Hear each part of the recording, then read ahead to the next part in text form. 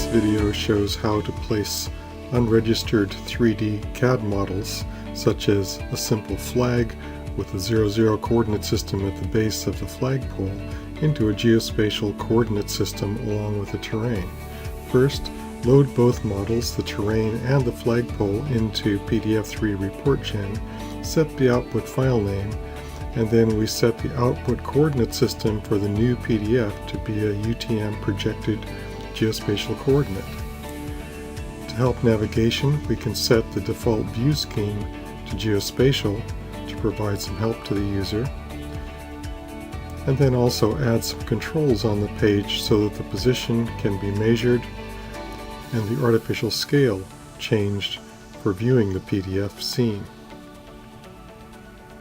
Once those things are set, you can go to the Geospatial tab and highlight the terrain elevation grid, and its coordinate system is already set, so we don't need to change that in the UTM zone EPSG 32610.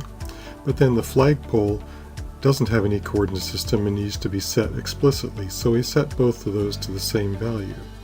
For the terrain, we'd like to see the elevation data false colored with elevation, so we load a Colormap file.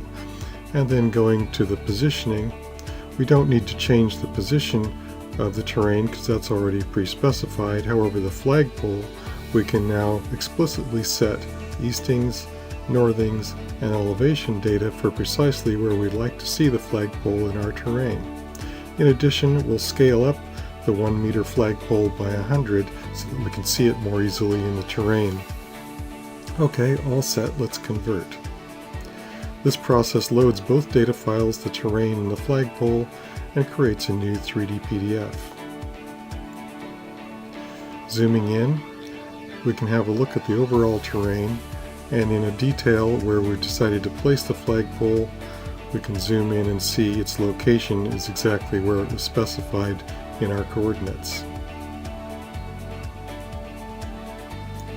As an example of how this can be used in other contexts, here's an example of a large-scale GIS map, a terrain with bathymetry information, and also an oil rig set to a precise place within the landscape. Another similar idea at a smaller scale is to merge quite different kinds of data with different coordinate systems, such as a point cloud file from a terrestrial laser scan along with an IFC architectural model.